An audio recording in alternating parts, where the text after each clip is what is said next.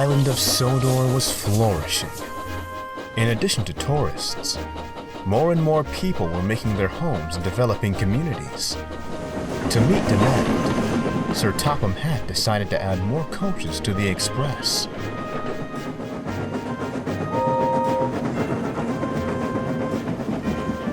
The big engines were pleased, all except James.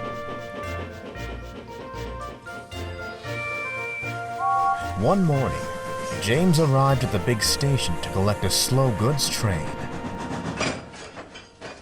He eyed the waiting express at the next platform. It seemed to stretch on for miles. A horn interrupted his thoughts as Boko rolled alongside. Good morning, James. You come to wish me good luck, have you? Looks like you'll need it, replied James. Don't the extra coaches give you, trouble? I was worried they would, especially on the hill. Driver knows better, though. He gives me plenty of speed beforehand, and we coast right along. James glanced at the coaches again. A feeling of dread washed over him. Is everything all right? Inquired Boko. Oh, yes. Right as rain. Must be off. These trucks won't pull themselves, you know. Best of luck, Boko. James hurried away. Boko was stunned. Something's not right, he thought. Something wasn't right. For as cocky as James could be, he wasn't blind to his own limits. On ground level, he could pull long trains with ease.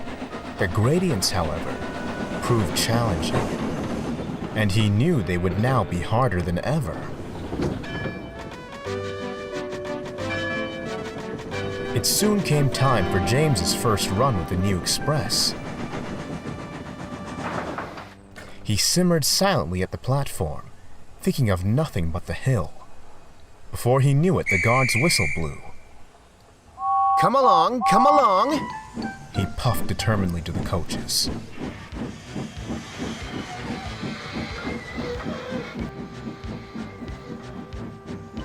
Give it all you've got, James, hooted Boko from a nearby siding.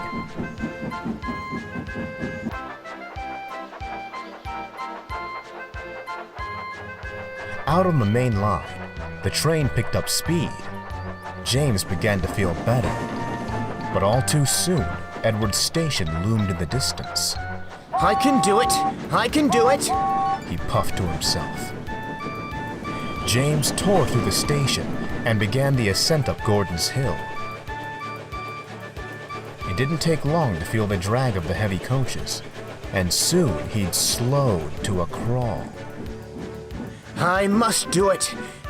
I must do it! He strained. Steady on, James, cautioned the driver. We can call for a banker if need be. I'll get over this hill if it's the last thing I do, gritted James.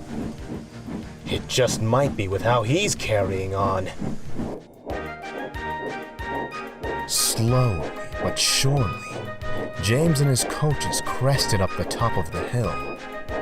He was relieved, but exhausted, and struggled to get the train back up to speed.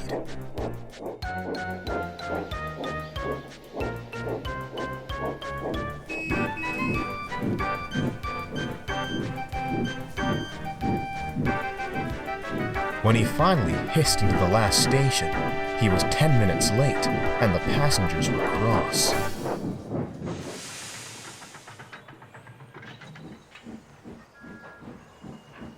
When he returned to the sheds, his driver spoke to him. I think the express proved too much for us today, he sighed. Pah! Snorted James. We made it over the hill, didn't we? Only just, replied the driver sternly. You'll damage yourself at this rate. And if the passengers keep complaining like they did today, we won't be heading it much longer. I can pull it just as well as the others, James retorted defiantly. And I'll be on time tomorrow. Mark my words. The driver admitted defeat as James shut his eyes. Unknown to either of them, Boko had heard everything.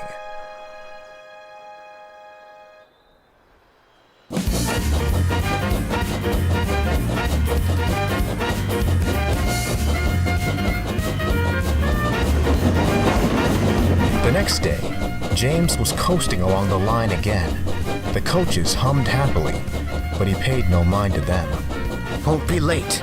Won't be late. He grunted. Once again, Edward's station appeared, and the signal showed line clear. Give it all you've got, old boy, encouraged the driver, and opened the regulator.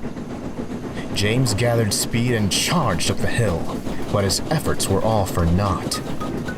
Once more, the coaches dragged him to a near standstill. His wheels spun and spun, but he couldn't get a proper grip. Then, James was enveloped in a cloud of steam. That's torn it. We'll need help now. Help soon arrived in the form of Boko. Are you all right, James? He asked, concerned. James didn't answer. He just looked sadly at his buffers.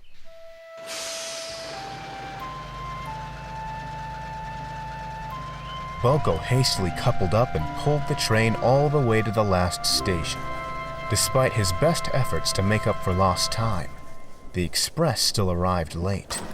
The passengers were furious and complained bitterly to the station master. I've got places to be, grumbled one man. I thought this was an express. That scrawny engine isn't getting us anywhere fast, added a woman. If that clapped-out thing can't get us here on time, finished an elderly man, pointing at James, I shan't ride on this railway any longer. The waiting mainland diesel snickered, but a glare from Boko silenced him, and he scuttled away once the passengers were on board. Ignore them. Boko smiled. I know you did your best today. Yes, sighed James. but it seems my best wasn't good enough. The passenger's words echoed in his smokebox. For the first time, James truly felt clapped out.